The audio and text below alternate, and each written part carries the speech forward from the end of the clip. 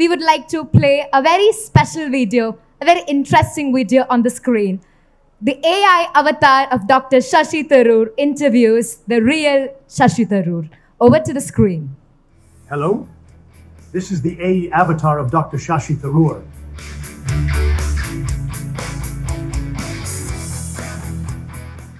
Dr. Tharoor, it's a pleasure to have this conversation with you.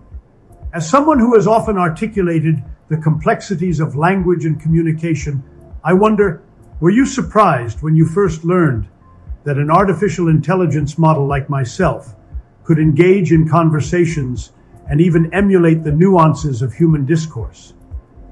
Yeah, sure, I was surprised. I mean, there's no question that, one reads about these things in science fiction, but you don't really expect to actually not only encounter it in real life, but be a participant, even worse, see yourself being replicated in this manner. So it's somewhat, it's interesting, definitely, but it's also slightly troubling. I have to say I'm surprised, yes, that it can be done.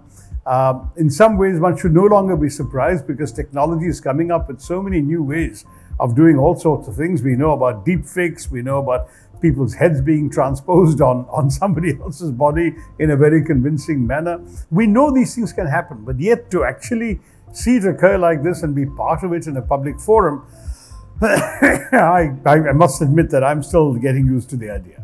Yes, that's the startling truth. In your journey as a public figure, what have been some of the most profound lessons you've learned, both personally and professionally?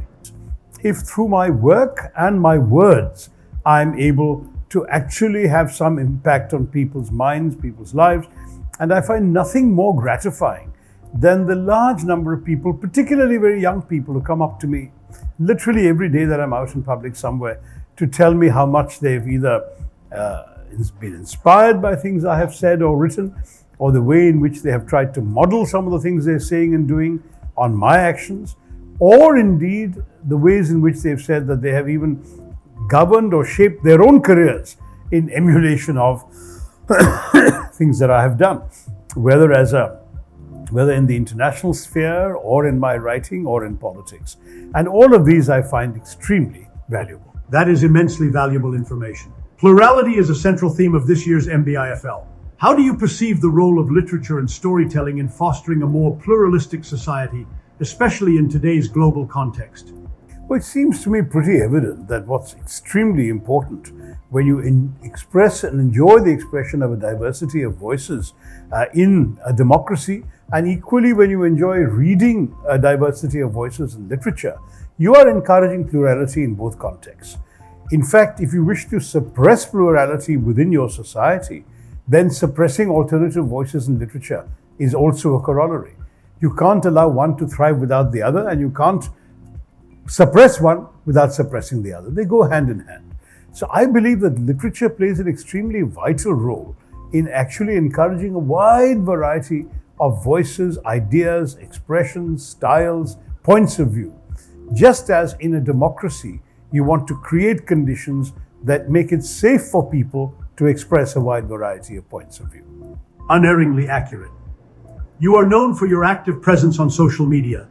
How do you view the role of digital platforms in shaping public opinion? And what challenges and opportunities do they present? Well, the thing about answering your question is that digital media has evolved since I first entered into that space. Initially, it was a very small constituency of opinion, but they were influenceable because they were by and large genuine sort of individuals who are bouncing ideas off. You asked genuine questions, you gave genuine answers, and in that process you might have been able to influence. But as the numbers grew, it became a bit more of a public commodity, and two things happened. First, organized elements came into social media. So you have, for example, the political parties creating IT cells and bombarding people with a particular point of view. There have been too many examples already of the same message, the identical text, being replicated by 400 different people on the instructions of a particular party's IT cell. That kind of thing dilutes the value of the true opinion shaping that you want to do. The second thing that's happening increasingly is because of the volume of all this information out there, a lot of people are working in silos. That is, they are reading only the point of view they already agree with. So who you choose to follow on social media tends to be the people whom you already by and large share a certain point of view with, and you reinforce each other's prejudices. And that, I think, is also becoming a bit of a disadvantage. But by and large, anything that contributes to public conversation is, in a way, a means of influencing opinions, because whether you agree or not, you're hearing opinions which may or may not shape your own way of thinking. So I still feel that one should continue to participate in that space. Indisputably true. Beyond your public persona, what are some hobbies or interests that people might be surprised to learn about? Well, I think, unfortunately, there is no such thing as a private life, so everyone knows my hobbies and interests. I'm very, very fond of cricket to the point of being obsessed by the sport, and I'm constantly following it. Some of my more notorious moments include sneaking a look at the score of an ongoing match on my phone while I'm on stage in a public event like the MBIFL. As a young student, I was very fond of the theatre.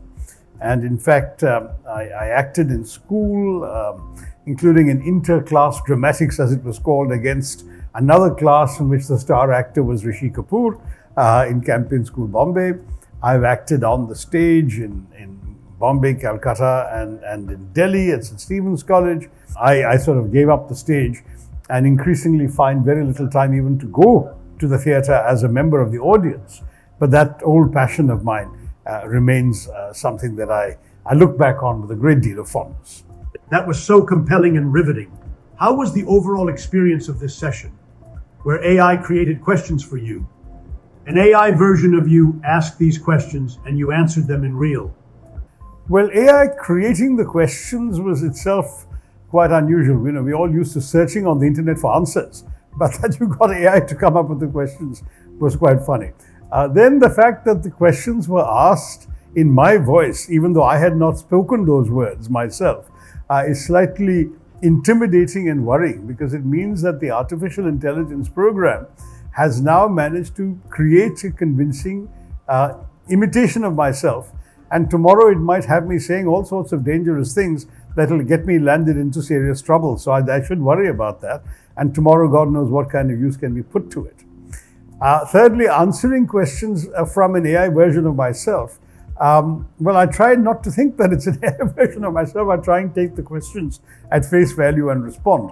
I'm going to wonder whether it was just a lot of fun or whether, my gosh, I've really opened the door to something that could be potentially dangerous and damaging. I don't know. The jury is still out on that. Thank you for your valuable time. Thank you very much. That was AI avatar of Dr. Shashi Tharoor meeting the real Shashi Tharoor. Now let me take this opportunity to invite our esteemed speaker of the session, Dr. Shashi Tharoor, a man of great prowess, best-selling author of 25 books, both fiction and non-fiction, besides being a former Under-Secretary General of United Nations and a former Minister of State for Human Resource Development and for External Affairs and Government of India. In 2019, he was awarded the Sahitya Academy Award in category of English non-fiction for his book, An Era of Darkness. A hearty welcome to Mathrubhumi International Festival of Letters, respected sir. Now let me take this opportunity to introduce our second speaker, Davidar, an accomplished novelist, visionary publisher, known for his novels The House of Blue Mangoes, a New York Times notable book, an international bestseller. The Solitude of Emperors, which was shortlisted for Regional Commonwealth Writers' Prize, and Ithaca has left an indelible mark on global literary consciousness. His instrumental role in establishing Penguin India in 1985 marked a watershed moment, shaping the trajectory of South Asian literature. He's also the co-founder of Aleph Book Company in New Delhi. Let's welcome Davidar with much love and reverence to the session titled The Wordsmiths. The session, Dr. Shashi Tharoor in conversation with Davidar, is sponsored and partnered by Kalyan Jewellers. Thank you.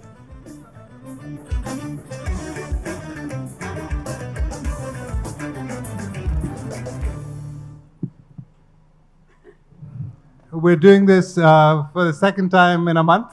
We are in two different indeed. cities. Good to be in conversation. It gives me very great pleasure to be in conversation with my most valuable author, friend, and longtime compadre. Absolutely. Today is a day of celebration, as I've just learned that the Legion d'Honneur, one of France's highest honors, will be conferred on Shashi next week. Many congratulations. Thank you. It was announced a long time ago, though, but they're finally giving it to me on Monday next week. Yeah.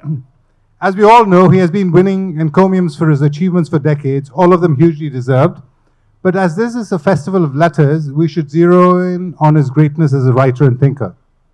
Many of his books have been decorated with literary honors, and we'll try and cover as many as we can today.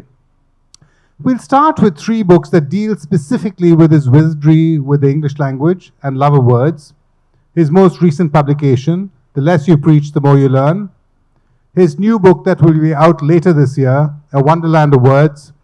And the first book in what might be called the Lingophile trilogy, Tharoorasaurus. All 3 of them chronicle his obsession with words and wordplay. It was a fascination that began when he was very young.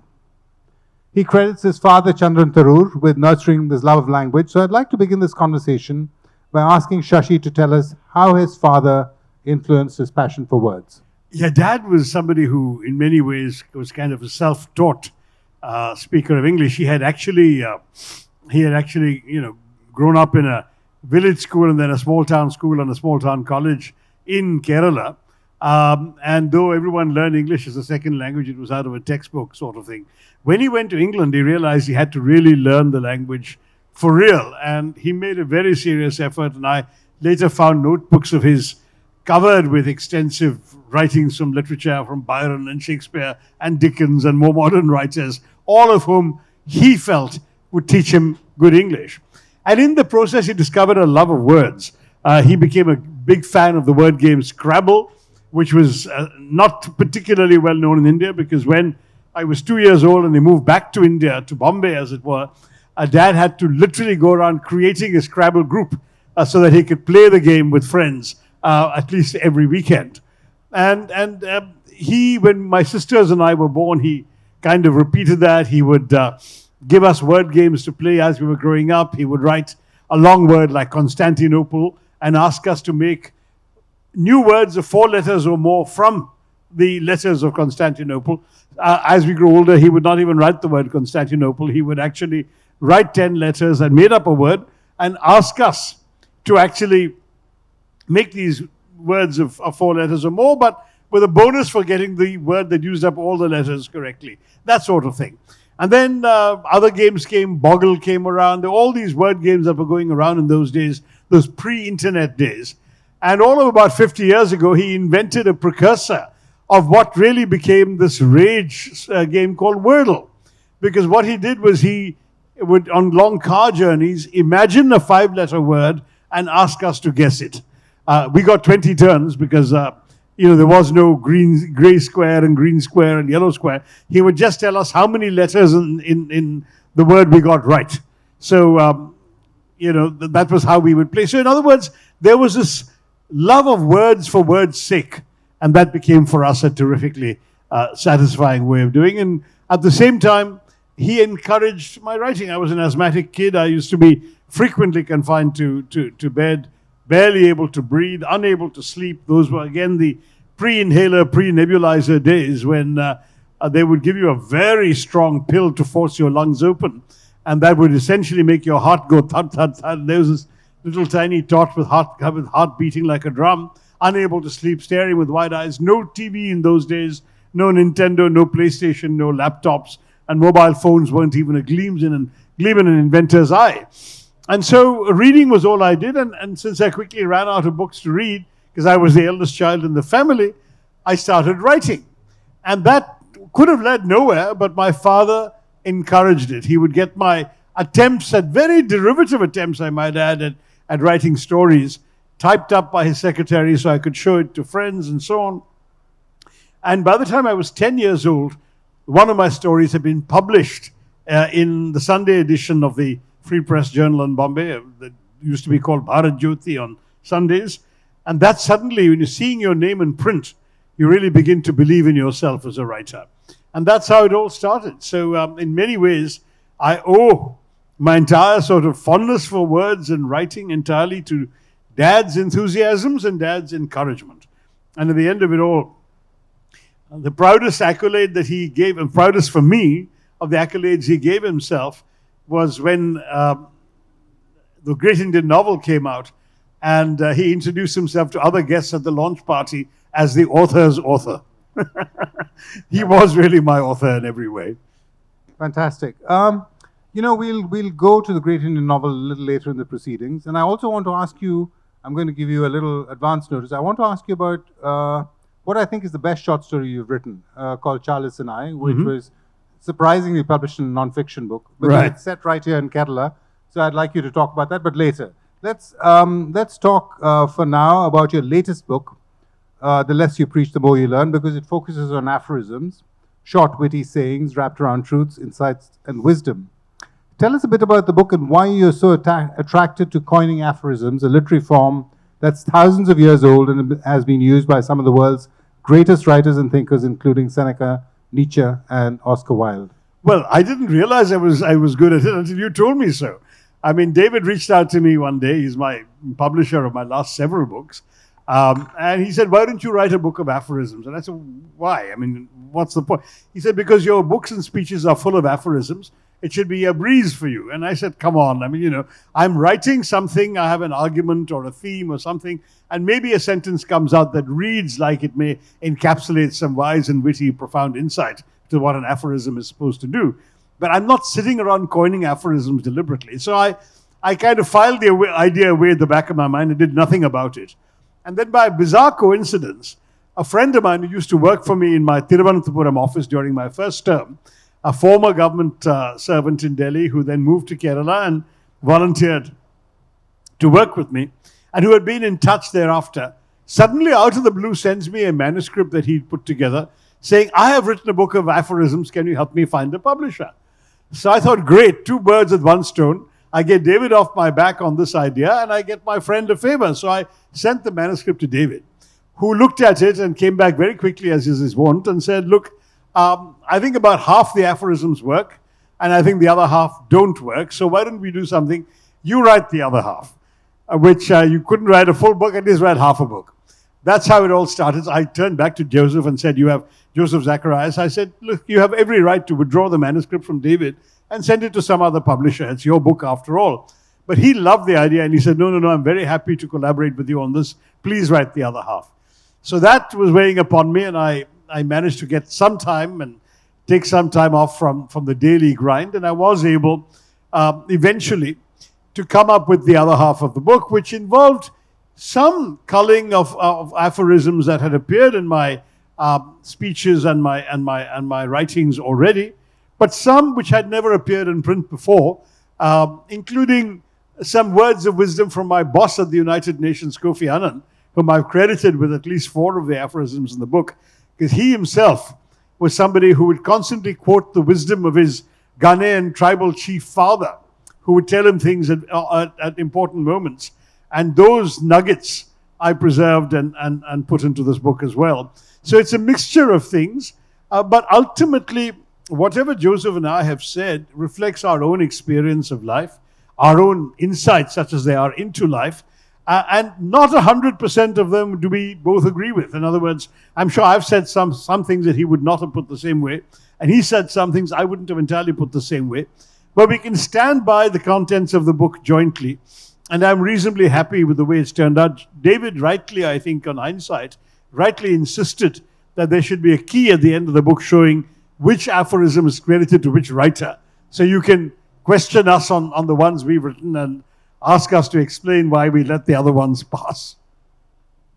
I think the best way to experience the genius of this little book is to have Shashi read a few aphorisms, because they're really, well, I'll leave it to you to decide whether you like them or not. Shashi.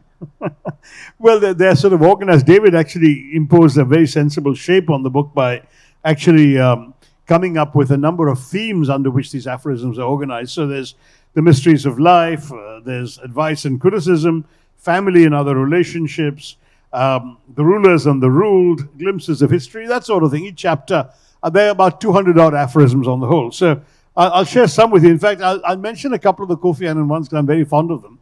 One of them was something that he said to me at a time when we were having a real issue with a very powerful member state of the United Nations. And they were being very difficult about it. So I said to Kofi, look, why don't you just condemn them publicly, say that this is wrong, and you stand up to them. And he turned around and quoted his father to me saying, old Ghanaian proverb, never hit a man on the head when you've got your fingers between his teeth. Now you think about that for a minute. Imagine you got your fingers through somebody's teeth and you hit him on the head. What will happen to your fingers, right? They'll get bitten off. And that was the idea, that when you need people for a lot of issues, you can't afford to grandstand on one of them. And it's a very useful lesson for all of us in politics and for many of us in life. Another thing he said to me once when he was under very bitter and unfair attack over some things at the United Nations, there was a massive media and governmental campaign against him by some powerful countries. I admired his composure. You could see the pain in his eyes half the time, but he was not somebody who would express either pressure or pleasure. And when I asked him how he was dealing with all of this, he turned to me and said, my father taught me a Ghanaian proverb, when the sharks bite you, do not bleed. So I said, I'm sorry, Kofi, I don't understand. When sharks bite you, of course you'll bleed. What do you mean? And he said, one day you will understand. And we left it there, and years later I came into Indian politics and I got subject to some of the most unjustified and malicious vilification imaginable. And I suddenly realized the meaning of what the statement was all about. What do the sharks want when they're busy biting you? They want to see you bleed. They want to see you suffer. And so your strength lies in absolutely feigning or displaying indifference to their lies and getting on with your life. So at the peak of all the malicious attacks upon me, I was making speeches, writing books, and seemingly behaving completely unaffected by what was going on. Of course, inside, I was going through as much pain as any one of you would be if you were subject to malicious attacks. But I didn't give the sharks the satisfaction of seeing me bleed. And that was ultimately the wisdom of that lesson from Kofi Annan. A few more like that, but what are the ones you're recommending? Yeah, a few lighter ones. Here's one on relationships. The man who thinks he knows everything needs to marry a woman who actually does. I don't see any sort of laugh of recognition from the women here. Very bad. All right. There's another one about... This one is from Joseph, but I think it's a very wise piece of advice. When someone praises you, don't waste your time standing there listening to it. If someone criticizes you, take them out for dinner so that you can hear more. Very sensible advice. And and at the same time, another one is adversity, welcome it as a free checkup. But anyway, the other thing that... oh yes, this is another Josephism. Once you're sure about somebody, to all the young women in the audience, once you're sure about somebody, it would be a good idea to get a second opinion about him from your dog. Assuming you have one, of course. Here's one from me. Dislike, fear, and even hatred show that you care. Indifference is worse than all of these because it means you don't care at all. So that's the sort of thing in the book. Here's a couple more, says David, whispering in my ear. All right, let's see what I can offer you.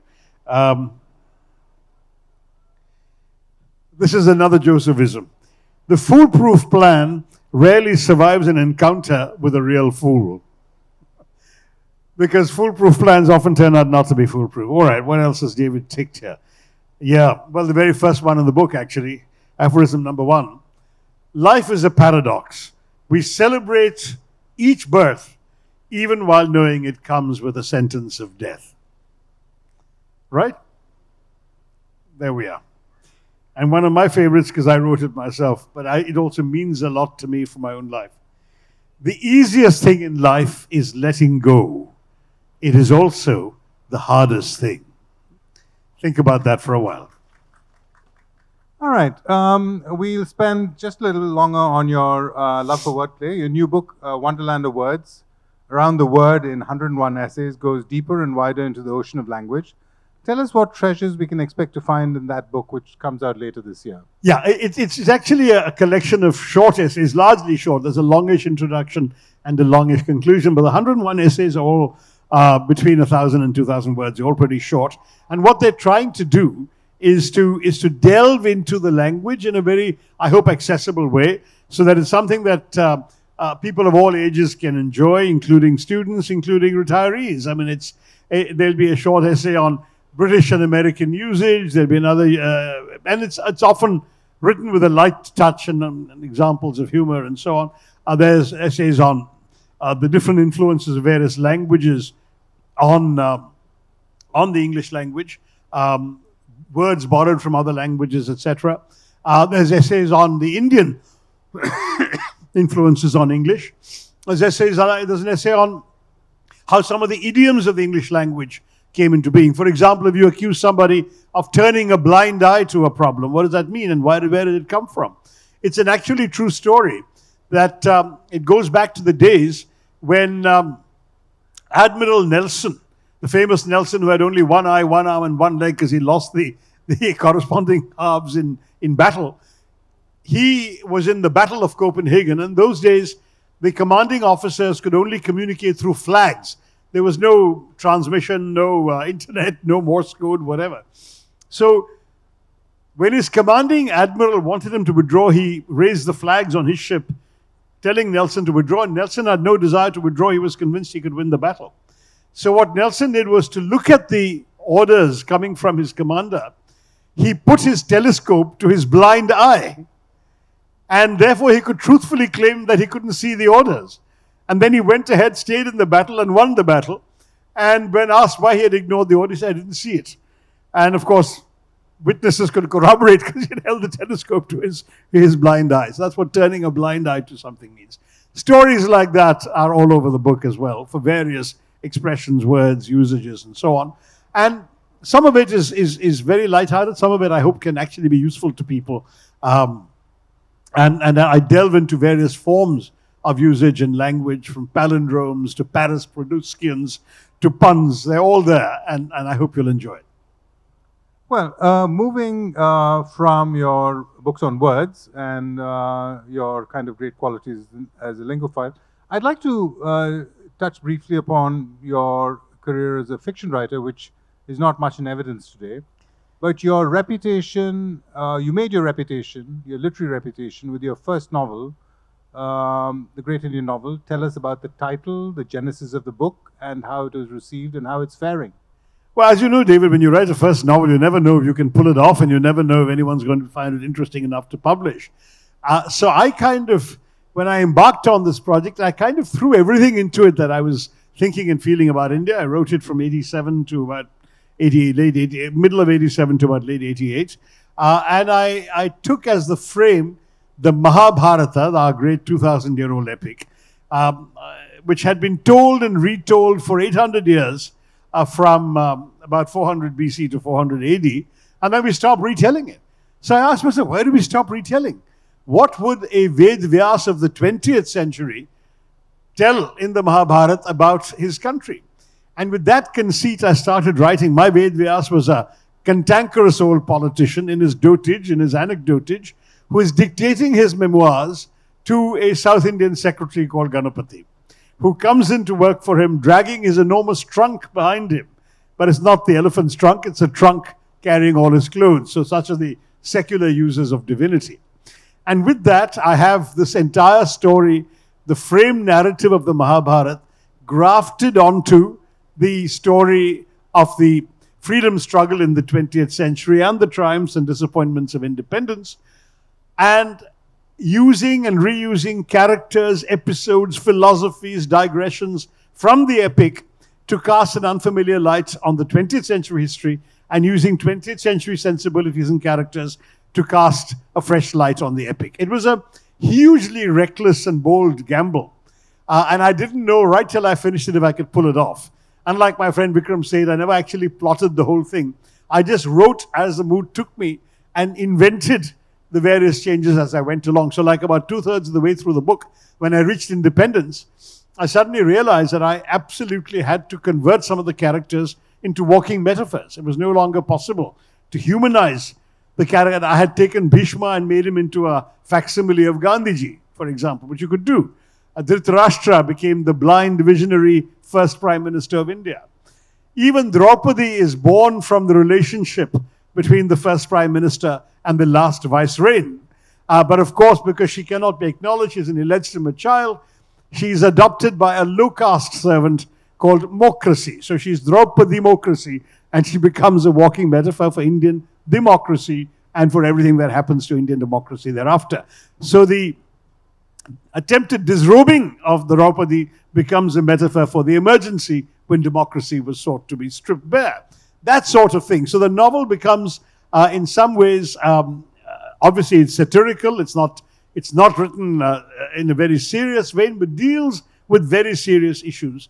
And I'm proud to say that it not only became a huge success and won a lot of awards at that time, but that what gratifies me the most is seeing young people today who weren't born when the book was written coming up to me with copies of it for me to sign. And that I found immensely gratifying, because the fact that it lasted so long, David was at Penguin in those days, and though we had known each other when he was editing a magazine that I used to write a column for, that was the first book of mine that he really published. And I'm delighted that it's probably been amongst the most successful books Penguin has ever published, because they've brought out 3 or 4 different editions, and each of those has had 40 or 50 reprints. So it's been colossally there, and it's still very much in print.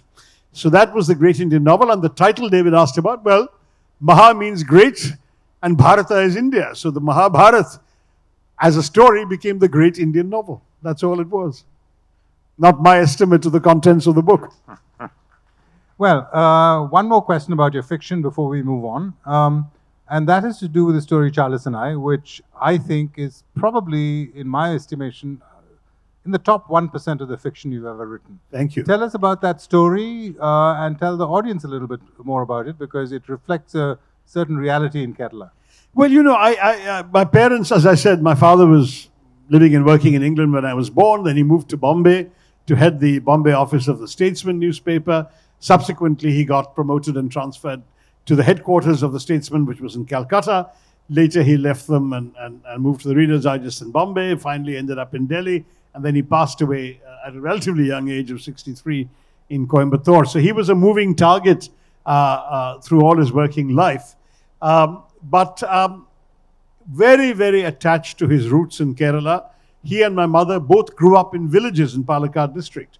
And so every year when we were growing up with him in these big Indian cities, he and my mother would go back to their homes, to their villages, to see their parents and relatives and drag us along with them. And initially my sisters and I were somewhat resentful of this. You know, I remember cracking a rather nasty joke to my father when I was about 10 or 11, saying, all this annual migration south is strictly for the birds, which is literally what birds do. They fly south in the once a year. But anyway, the point is that we used to go, but then gradually I began adjusting. We all began adjusting to life there, and we began to love going back. As Nair family, we mainly went to the Tharawad of my mother and stayed there with just a couple of days foray to my father's village to see his Tharawad, but otherwise we were back to my mother's.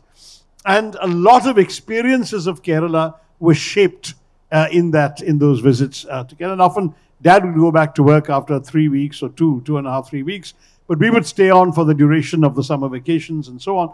So a lot of experiences there. And one of the things I realized was learning about things that my father and mother didn't speak about in the big city.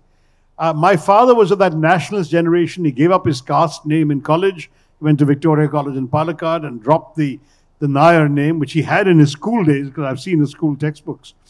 But he dropped it. And subsequently, when we were growing up in Bombay and children were coming home to play of all sorts of backgrounds, never once was anybody's religion or caste mentioned. It just wasn't a thing. So I didn't even know what my caste was till I was 11 years old, and I was asked by somebody in school, and I had to go back to my father and ask what was my caste, and he had to explain the whole thing to me. But anyway, in parallel, the story tells a story of something that I actually was observing. I would go home every year, play with my relatives and friends in the Mittam, the courtyard in front of the Tharoor house. And I would notice this rather toothy boy sitting on a ledge who was never invited to join us. On one occasion, somebody kicked the ball and he caught it and sent it back. And then they had to wash the ball before we could play with it again. And then a few years later, the boy was being allowed to play with the others, but wasn't invited into the house when everybody else went in for tea and snacks. And then later, a few years later again, the boy was welcomed into the house and given food, but not at the table with the others who seated on the floor with a plantain leaf. And so, and I was this urban kid without any real consciousness of all these distinctions.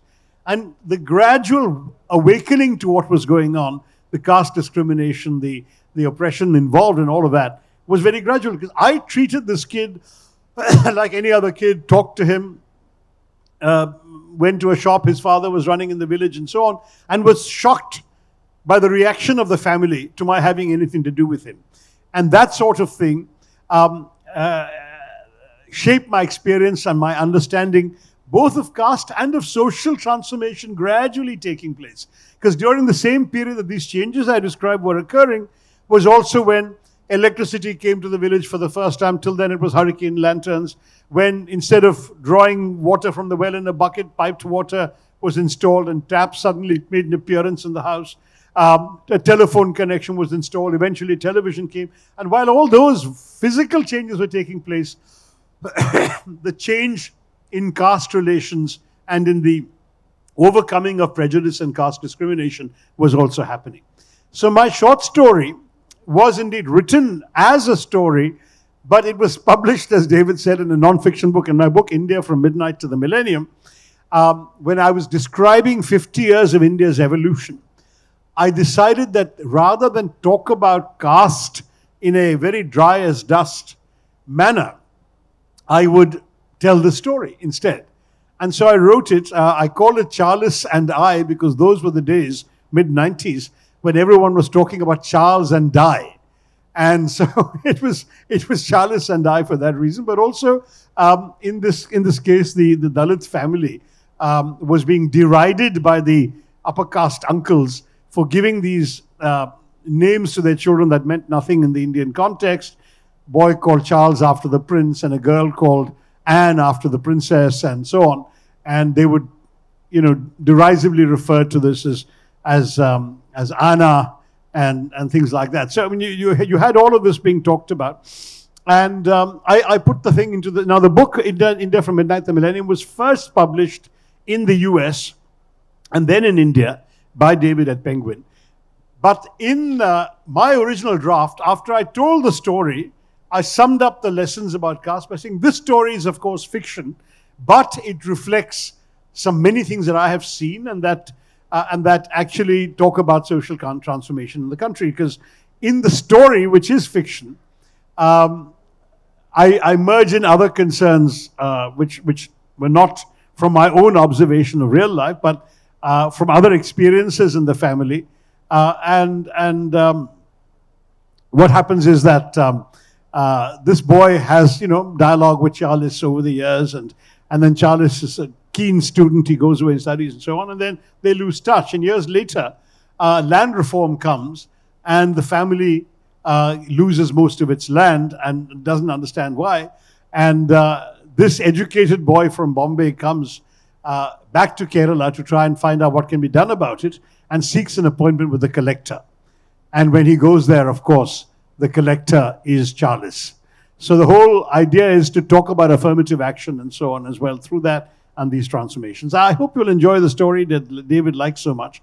The only cavil I have to warn you about is that my editors in America felt that my saying this story is, of course, fiction would undermine the entire narrative I was trying to convey. And so they deleted that sentence in editing the book. And unfortunately, therefore, people actually think that the entire story is true, and it's not. I mean, it's true to life and to real experience, but it's not, the whole story is not entirely true. So it is fiction. Thanks, Shashi. We are coming to the end of our kind of allotted time. So I'm going to very quickly touch upon your three most ambitious books of nonfiction of the 20-odd books that you've written. And very briefly, let's discuss them. The first is your most successful book, An Era of Darkness, which has sold 250,000 copies and continues to sell like crazy. Tell us about its genesis and what it's about. I'm sorry to tell you, it's probably sold even more copies in pirated editions. And a number of pirated copies that are brought to me at every festival for signature. It breaks my heart. But anyway, as I keep telling people, I can't sign it, not only because I don't want to encourage piracy, but I have no idea if the pages are actually pages I wrote or they just strung anything together and put a photocopied cover on it, which is one of the reasons why you should do a paperback, but with a different kind of cover so we can tell them apart. Anyway, Era of Darkness came out of a speech I delivered at Oxford. They invited me to a debate on Britain owes reparations to her former colonies. I was keen on participating because it was on the way to a larger literary festival, rather like this. The largest festival in the UK is the Hay Literary Festival in Wales. And my sister lives in London. She's willing to drive me through Oxford to take me to Hay. So I said, fine, it's on the way. Let's stop and do this for one evening. So I went and debated. It went very well. And we won the debate handsomely. And then we carried on to Hay and I forgot about it. But a month later, the Oxford Union posted the video of the speech on the web. And I, as is my usual practice, I tweeted it. And to my astonishment, it just captured the imagination of the public. Within 24 hours, 3 million downloads had taken place of that speech. It's gone on to multiple millions more. And within a day or two, I get a phone call from David saying, you got to make this into a book. And I say, why? I mean, for God's sake, everyone knows this stuff. And he says, no, you're wrong. Because if everyone knew the stuff, your speech wouldn't have gone as viral as it has. So then I realized he's probably right. People weren't paying attention in history class. Everyone in India should know the stuff, but perhaps they don't. And so I got down together. I mean, I had to obviously make time to do an enormous amount of research. It's one thing to toss off a 10-minute speech, quite something else to substantiate in a serious, scholarly way the various arguments I was making. So that was an interesting challenge. I had to rope in for the first time a couple of researchers to go and look up academic journals for me and so on. And then I managed to take 12 days off and sit in a royal cottage in Bhutan with a SIM card that didn't work in Bhutan, so no one could reach me. For 12 days, the MP for Trivandrum was unavailable to his constituents. Never before or since, I might add. But during those 12 days, I could break the back of the research and form a coherent outline of the book, which in the end turned out to be only about half the book, because I wrote the thing, sent it to David, he loved it. But I said, hold on, because the book isn't complete. I need to flesh out each of these chapters more. So what I sent him in the first draft as one chapter became two, or in one case three. But in the end, it became a very solid, substantial argument, which not only did extremely well in India, as David said, but actually hit the bestseller lists in the UK too, and is credited by many with helping shift the conversation in the UK about empire into a more honest and open acknowledgement of the iniquities of empire that occurred thanks to the British. Well, the next nonfiction book I want to ask you about is also on a subject that everyone thinks they know about, but you cast it in a very interesting way, and that is your book on Hinduism called Why I Am a Hindu. Could you tell us a bit about it? Yeah, that's something that, for once, you didn't suggest, I did, because I felt the need to write it. I felt a certain moral urgency.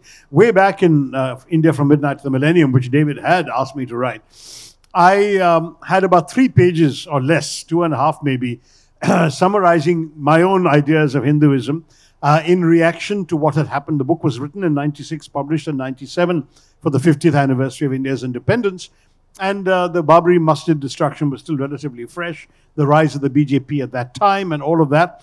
And so in reaction to what they had made of Hinduism, I had written very briefly about my own understanding of the Hinduism I grew up with. And then I left it there. I didn't feel there was a need to go beyond that. But by the time 20 years had passed from the writing of that book, the BJP had come to power advocating a very aggressive notion of Hindutva.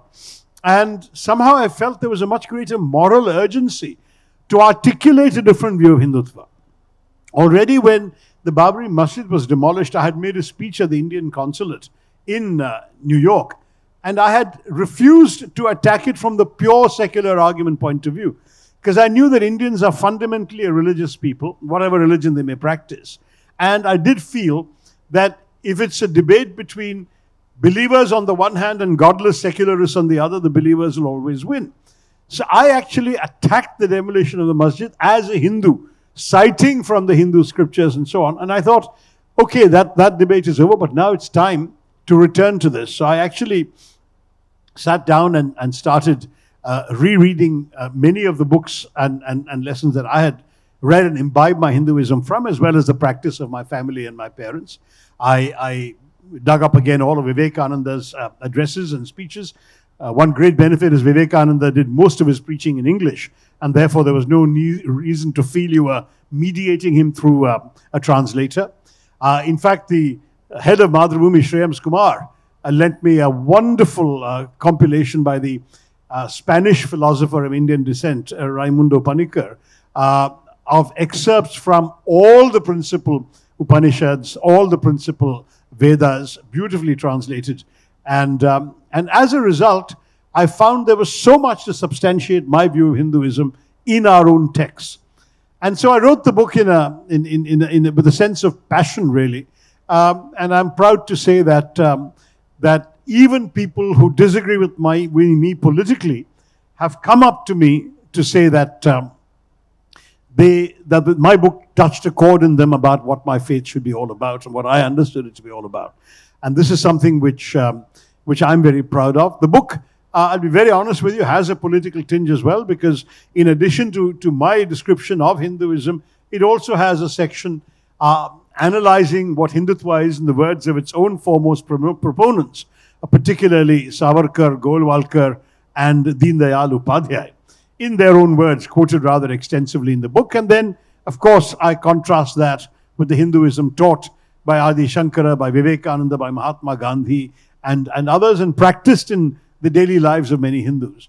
And I argue that in many ways, Hindutva as a political doctrine is actually an assault upon and a betrayal of Hinduism as it has been taught to us by the great sages. So it's actually, to that degree, that part of the book is explicitly political, but written very much as a passionate Hindu who cares about the faith and wants to see it understood and represented fairly in the world.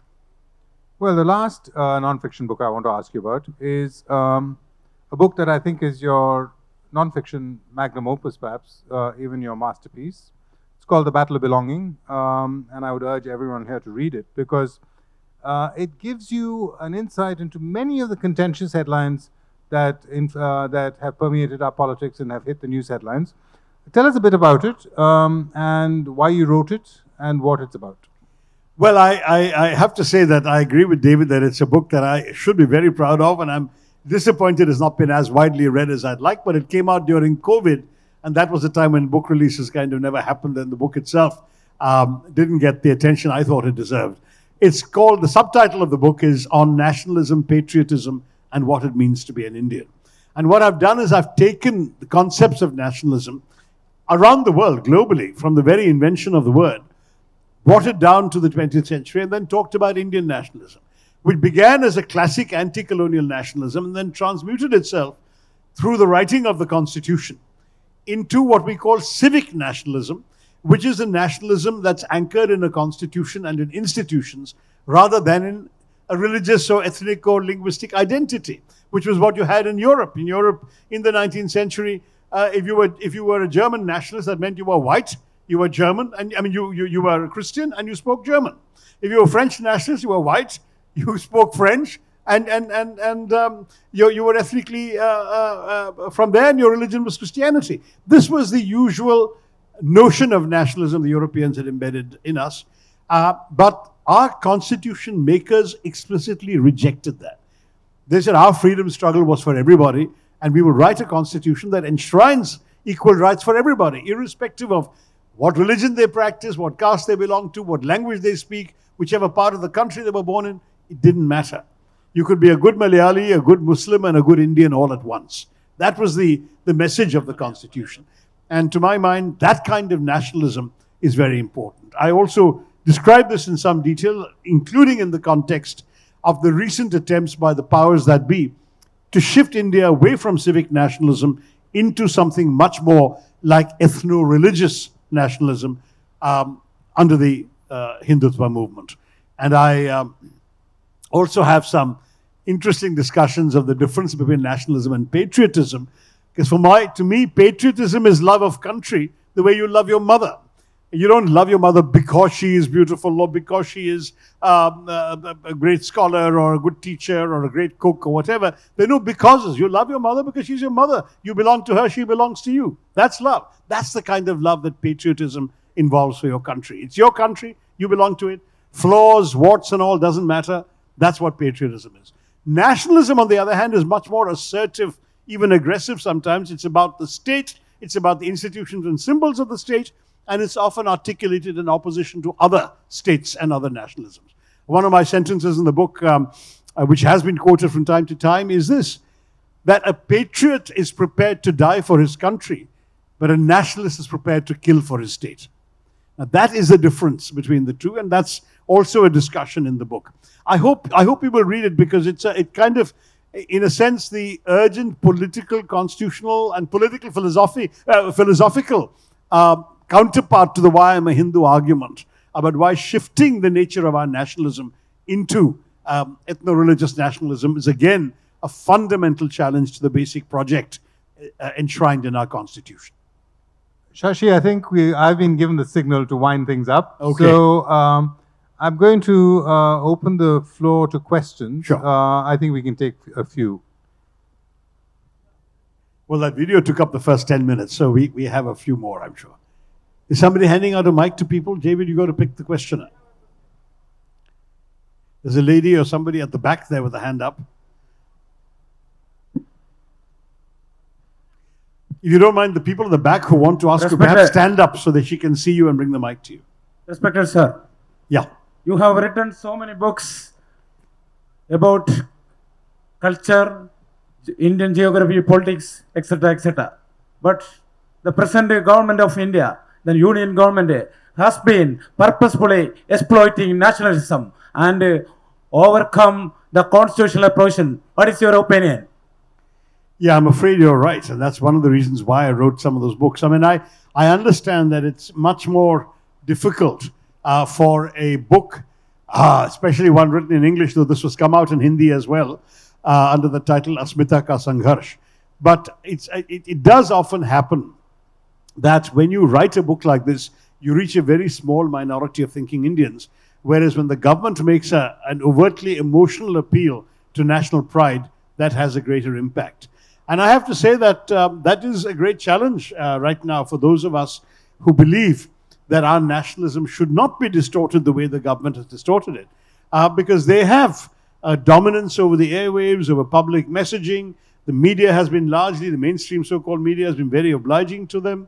And in all of these circumstances, their view of nationalism not only gets a lot of play, but those who disagree with them are immediately dubbed as anti-national, anti-Indian, anti-Hindu, that sort of thing, which delegitimizes the dissent that all of us are rightly able to express. So I take your point, you're right, nothing much we can do other than what we are doing, but at least for those who read, there are detailed arguments available in my books. Yeah. Thank you, sir. Good evening. Thank you for the time. My question is a twist on the common question, where do you see yourself 5 years from now? I want to ask you, where do you want to be 5 years from now? Look, the honest truth is that my wanting seems largely irrelevant, because the answer to that question is in the hands of the voters. That's what democracy is all about. I hope that the party will once again invite me to defend my seat for the fourth and probably, as far as I'm concerned, the last time, in order to represent Trivandrum in Parliament and contribute my voice to the national conversation. Many in Kerala want me to get involved in state politics. I have not taken a call on that.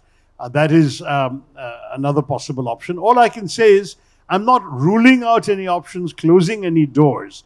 But at the same time, I do feel that having come back to India, giving up a lot of comforts and a very large income abroad in order to try and make a difference to my own country and my own people, I do feel that that objective has not been fulfilled for good reasons. I mean, I've been in the opposition for 10 of my 15 years in politics, and there is a limit to how much anyone can accomplish in the opposition. In fact, even what little I could accomplish when we were in opposition in Delhi, but in power in Kerala, is gone because we're now in opposition in both places. So it has been a challenge, making the kind of difference I thought I was capable of making. So I think it's only fair that before giving up altogether, I really ought to have a crack at trying to make a difference in a serious way. And that's something that I hope we can keep in touch here in Thiruvananthapuram, and all of you will keep giving me work to do, and I'll do it. Thank you. This is the second last question. After this gentleman, we'll have one more question. That's it. Thank you, sir. My question is, in the beginning of the great Indian novel, you write, India is not an underdeveloped country, but a highly developed one in an advanced state of decay. So purely in terms of this analogy, possibly by assuming the role of Ved Vyas for this, how far along are we as a nation? I'm sorry. Thank you for that. Well, actually, don't forget, it's a satirical novel. So it was written with tongue firmly in cheek, but in many ways it's true, because we were the most developed country in the world from about the 3rd century BC to about the 18th century. For about 2,000 years, we were the richest, most prosperous, most educated, most civilized land on earth. And in some ways you can joke that we were the US of that period. And then the real US rose, and the British rose, and the Germans rose. The Industrial Revolution came and left us behind, became a different story, and whatever we had decayed colossally. Now, I would say that my book was published in 1989, and from the reforms of 1991, we began undoing that decay. And in the 3 decades since then, I would say that we have come a long way forward. Already we had made progress, but much of that progress has now accelerated in ways that I'm, excuse me, in ways that I'm actually quite proud of, in that many more options exist for Indians to fulfill their potential. Young people here are more subjects to study, more career opportunities to pursue. Our infrastructure is much more developed. Instead of decaying roads and collapsing buildings, we now have new highways and spanking airports and ports and railways and so on. Changes have come. More important are the intangibles. When the British left, we had 16% of our population literate. Today it's 82. We had an average life expectancy of 27. Today it's reached the biblical 70. We are seeing changes everywhere, and in places like Kerala, we have the indicators of a developed country like America across the board. You look at anything, literacy, education, women's equality in terms of all the other indicators, number of hospitals, number of hospital beds, number of doctors, number of nurses per head of population. All of these things, we are actually comparable to the United States, but we have something like 1/20th the per capita income of the United States. So we've shown we can do all that on much less economic productivity. Imagine how much more we could accomplish if we were able to bring economic productivity to Kerala, instead of being a state that is sunk in debt and from which people, especially young people, are fleeing at the first opportunity to look for jobs and careers elsewhere. So all of these things are there in my mind. I would say that the report card is mixed. We've made great progress, but there are a lot of things we can do better. And I hope, from the very beginning, I hoped when I came back to India that I would be part of the effort to make things better. I don't believe there's anything deficient in India and Indians. We just have to channel people's energies constructively, and at the same time not do so divisively. Our government may have done a number of good things, but unfortunately, their divisive politics has, I think, damaged the country. If they had only focused on what unites us all across the barriers of religion, caste, region, language, all of those things, instead of making each of these into a fault line, who knows where we would have been today. But I still believe we can get there.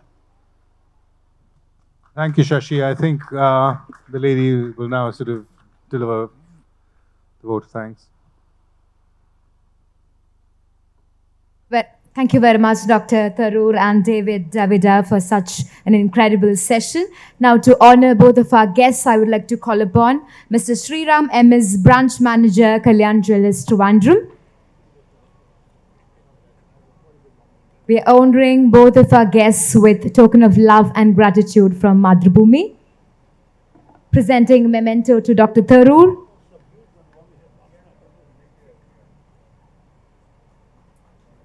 Thank you very much, sir, for your esteemed and valuable presence at the 2024 Mathrubhumi International Festival of Letters. Now presenting memento to Davidar as well. Thank you very much, David sir and Shashi Tharoor sir.